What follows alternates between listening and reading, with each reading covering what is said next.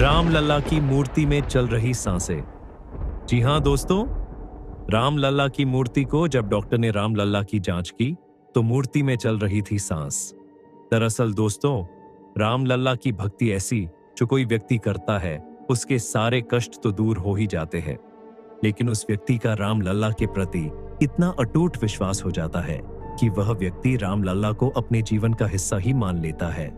दोस्तों, इस घटना की शुरुआत होती है अयोध्या राम मंदिर से। बात कुछ ऐसी है कि जब से अयोध्या में रामलला की प्राण प्रतिष्ठा हुई है, तभी से भक्तों में भक्ति की ऐसी लहर दौड़ पड़ी है कि सभी उनका दर्शन करना चाहते हैं। उसी बीच एक बहुत ही अजीब सी घटना अयोध्या में बीत जाती है। दरअसल यह चमत्कार एक छोटे से गांव से है, जहां एक बूढ़ी माता अत्यंत भक्ति और प्रेम से भगवान श्री राम की छोटी मूर्ति, जिसे वह रामलला कहकर पुकारती थी, अपने घर में पूजती थी। यह मूर्ति वह अयोध्या के श्री राम मंदिर से विशेष रूप से लेकर आई थी। बूढ़ी माता के लिए यह मूर्ति केवल पूजा का साधन नहीं थी, बल्कि उसके जीवन का केंद्र और उसके हृदय का टुकड़ा थी। वह इसे अपने बेटे के समान मानती थी और दिन रात इसकी देखभाल करती थी। बूढ़ी माता रामलला को अपने बच्चे की तरह रखती थी। हर सुबह वह रामलला को स्नान कराती, नए वस्त्र पहनाती, उन्हें ताजे पकवान बनाकर खिलाती और दिन भर उनसे बातें करती। उसके लिए रामलला केवल भगवान नहीं, बल्कि उसके अपने लाल थे। उसने यह मूर्ति अयोध्या के श्री राम मंदिर से अपने जीवन के कठिन समय में प्राप्त की थी। तब से यह मूर्ति उसके अकेलेपन की साथी बन गई थी।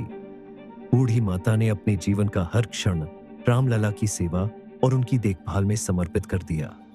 एक वर्ष जब रामनवमी का त्योहार निकट आया, बूढ़ी माता ने सोचा कि इस बार वह अपने रामलला के लिए विशेष आयोजन करेगी। उसने नए वस्त्र सिलवाए, मूर्ति को स्नान कराने के लिए गंगा जल मंगवाया और भोग के लिए कई प्रकार के पकवान बनाए। लेकिन रामनवमी से एक दिन पहले बूढ़ी माता अचानक बीमार पड़ गई। वह इतनी कमजोर हो गई कि बिस्तर से उठना भी कठिन हो गया। इससे वह अत्यंत चिंतित हो गई, क्योंकि वह खुद अपने रामलला की सेवा नहीं कर पा रही थी। उसने अपने बेटे और बहू से आग्रह किया, तुम दोनों मेरे रामलला को अच्छे से नहलाकर नए वस्त्र पहना देना, उनकी सेवा में कोई कमी मत रखना।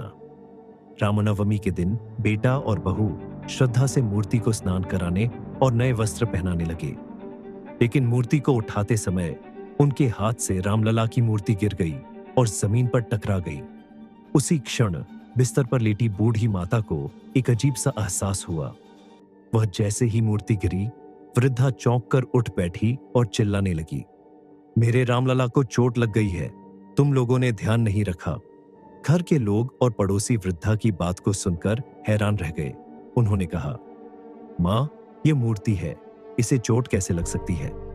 लेकिन बूढ़ी माता ने किसी की बात नहीं मानी। उसने कहा, मेरे रामलला जीते जागते हैं, उन्हें चोट लगी है, तुरंत डॉक्टर को बुलाओ।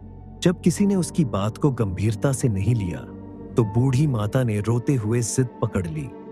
अंततः पड़ोसियों और घर वालों ने बूढ़ी माता का मन रखने के लिए डॉक्टर को बुलाने का फैसला किया। डॉक्टर जब पहुंचे और पूरी बात सुनी तो पहले उन्होंने इसे बूढ़ी माता की कल्पना समझकर मजाक में लिया। उन्होंने कहा, यह मूर्ति पत्थर की है, इसे चोट कैसे लग सकती है? लेकिन बूढ़ी माता ने उनसे बार बार कहा, आप मेरे रामलला की जांच करो, आप खुद देखोगे कि उन्हें चोट लगी है। डॉक्टर ने अनमने भाव से मूर्ति की जांच शुरू की। उन्होंने मजाक में अपने स्टेथोस्कोप से मूर्ति की नाड़ी नब्ज जांचने का नाटक किया। जैसे ही डॉक्टर ने मूर्ति की जांच की, उनके होश उड़ गए। उन्होंने पाया कि मूर्ति के अंदर से सच में धड़कनें आ रही थीं, जैसे किसी जीवित इंसान की होती है। यह देखकर डॉक्टर स्तब्ध रह गए। उन्होंने दोबारा जांच की और हर बार उन्हें वही परिणाम मिला। डॉक्टर ने तुरंत यह बात सबको बताई, यह असंभव है, लेकिन इस मूर्ति के अंदर जीवन है। यह सुनते ही घर के लोग और पड़ोसी दंग रह गए। सबने महसूस किया कि यह बूढ़ी माता की अटूट भक्ति और प्रेम का परिणाम था। बूढ़ी माता की आंखों से आंसू बह निकले। उसने मूर्ति को अपनी गोद में लिया और कहा, मैंने कहा था ना, मेरे रामलला जीते हैं। मेरे लला को चोट लगी थी, लेकिन अब सब ठीक हो जाएगा। इस घटना ने गांव में हर किसी को भगवान के प्रति सच्ची भक्ति की शक्ति का एहसास कराया। यह समझ में आया कि जब भक्ति निस्वार्थ और अडिग होती है तो भगवान स्वयं अपने भक्त की भावनाओं का आदर करते हैं और उनके जीवन में प्रकट होते हैं। इस कथा से यह संदेश मिलता है कि भगवान अपने भक्त के प्रेम और विश्वास के आगे झुकते हैं। रामलला के इस चमत्कार ने न केवल उस वृद्धा के विश्वास को सिद्ध किया, बल्कि हर किसी के लिए भक्ति का अमर संदेश छोड़ दिया।